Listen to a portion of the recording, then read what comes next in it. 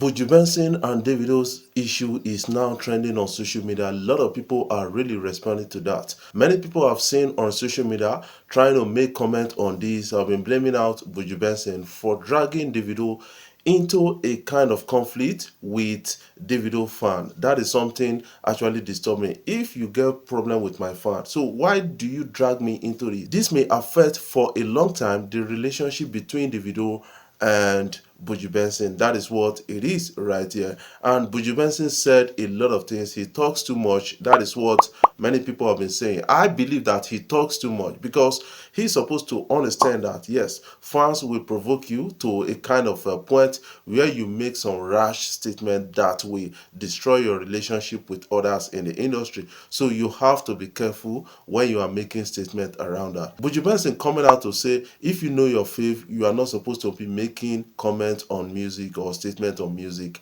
That is a disrespect on the side of Davido. It means like Davido does not know anything about music and the rest, and he went ahead to say, you know what, despite the video has deleted the promo on our joint collaboration and the rest, I'm still going to drop the song because I wrote the song. That is another indictment in a part of the video, and a lot of people are saying, Buju Benson, you are wrong about this. And he has finally bowed to pressure and say something about it on social media and apologize to Davido. But I think that apology is not formal and proper at all, because Davido's fan are already dragging Buju, and Davido's boys or Davido's signees are already dragging Buju, the likes of Mayokun, asking Buju to focus on his fitness rather than focus on Davido at a time like this. I don't know why a lot of people, especially celebrities, they are quick to make statements when they are angry, because when you do that, you will offend a lot of persons. Right now, Buju Benson will be regretting about the statement he made on this particular issue, and knowing that he has a collaboration with Davido, and right now that collaboration is not going to drop anytime further. That is what a lot of people are really talking about and saying that Buju Benson, you actually got it twisted at a point like this. That boils down to the respect we're talking about the music industry, that a lot of people don't respect their senior colleagues in the industry. That is what we are getting to understand right now, especially the new upcomers in the industry right now. Most of them seems not to respect the OGs in the industry, and that is really affecting a lot of persons. Remember that Odumodu Black came out to blast OGs in the industry, but right now, the last I checked, a lot of people are not paying attention to Odumodu Black anymore, because you have to watch your statement, especially when you are in a sensitive industry like the music industry. A big congratulations to Tems as she wins breakthrough awards at the Billboard Women in Music. A lot of people are saying that Tems is on a global scale. You need to actually understand that Tems launched herself into the music scene or international music scene immediately after the Essence with Wizkid, and she was able to write songs for the likes of Beyonce, the likes of Rihanna, and a lot of others in the industry, and her prices has gone up right now. That is what a lot of people in Nigeria are really talking about, especially some artists in Nigeria who want to feature her in their songs. We have to celebrate her. I still need to say that we still have to consider where we came from to an extent. And Tems is a fantastic artist, a songwriter, and the rest. But one thing she lacks most is her stage presence, because her stage performance is not all that enjoyable. That is what a lot of people are saying, and saying that she needs to increase her mobility, especially when she's on stage. But when you talk about songwriting and pen game, you have to give it up for Tems because of the recent achievements she made in the music industry. She was able to co-write a song that got Oscars nomination. That is the first Nigerian artist doing that, and a lot of people are really commending her on this. What is your own take about the story? On the female category, Tems is like Burna Boy because she is more concerned about the international scene than the local scene, and that has actually helped her music career to an extent. I think we still got to emulate that to an extent. First of all, my heart hasn't stopped beating the past 30 minutes. Anybody that has a dream or hope for himself or for his people is an African giant. That is coming in from Burna Boy. I think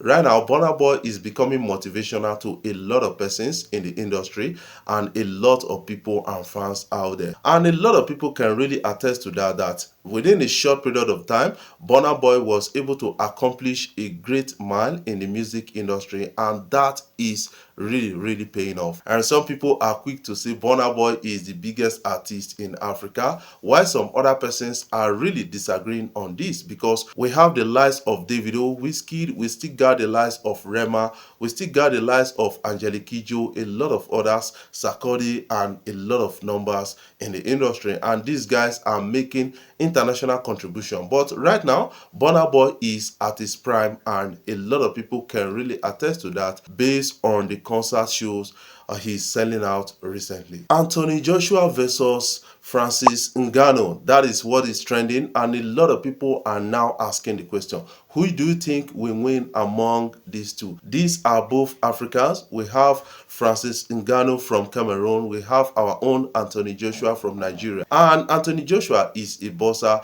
Ngannou was converted to a boxer to an extent, and a lot of people are saying that based on what they understand, that Anthony Joshua is going to win at the end of the day. According to the fee or the money they are expected to collect, Anthony Joshua is entitled to $50 million, while Ngannou is entitled to $20 million. That is what it is right here. I want you to put your winner in the comment section. Before I jump off, I want to say thank you guys for watching our videos, and thank you for the love so far. If you are new here, you can click the subscribe button below and the bell notification icon to always get notifications each time we upload our videos. I love you guys. Keep supporting Afrobeat blog across social media platforms. I pushed this through on my own and all of that, so I just gotten a lot of anger from people, the OGs, saying, you didn't just show up, we paved the way. Do you also feel that way? First of all, people are entitled to their opinions. If you think that a way wasn't paved for you, that's your opinion. I've never been entitled. I know that everybody as a young artist was inspired by some older artist that probably did it in some way. Then Priya probably never held your hands and gave you a record deal and showed you exactly how to move, but just the creative, the music they were putting out at some point made you look at it and say, oh, it's possible to be a rapper, it's possible to be a singer. I feel like I challenge the OGs to go and make music.